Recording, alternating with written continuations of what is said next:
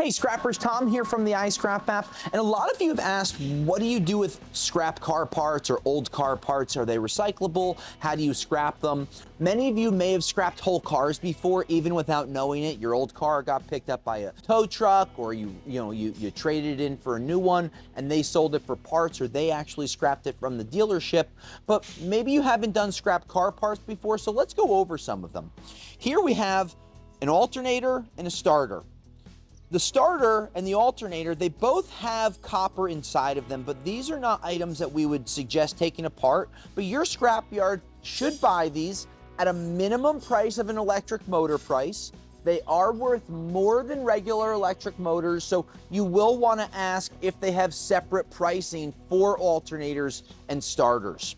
Next, car rotors, right? Car rotors are better grades of steel than your normal steel would be. One of the higher grades, believe it or not.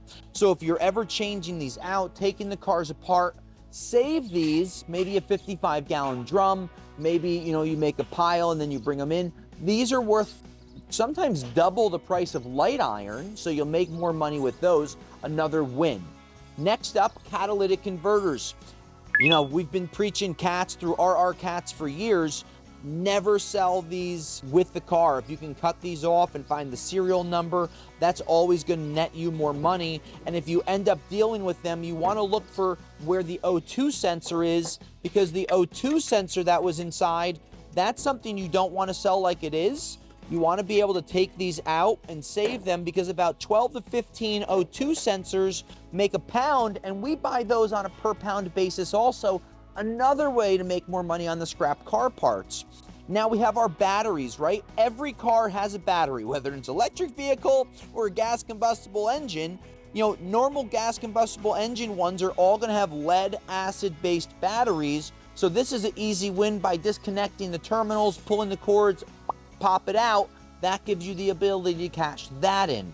Now, unfortunately, many cars today are made with aluminum radiators. Some trucks are made with brass ones, but this is a great item, A, to take out, and B, to process. If you sold this to me, I might buy it at 15 to 20 cents on today's market.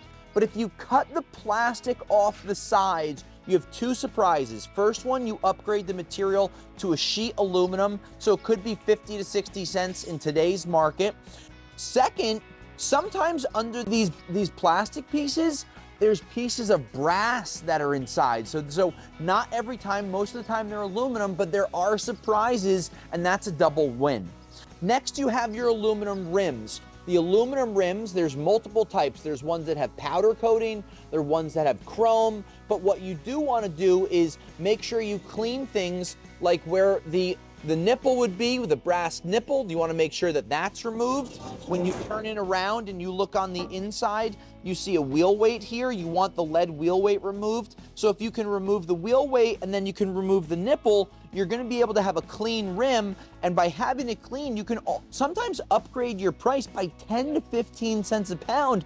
And when you have volume, maybe even more. So this just gives you an idea of some of the basic car parts that are out there that you can scrap.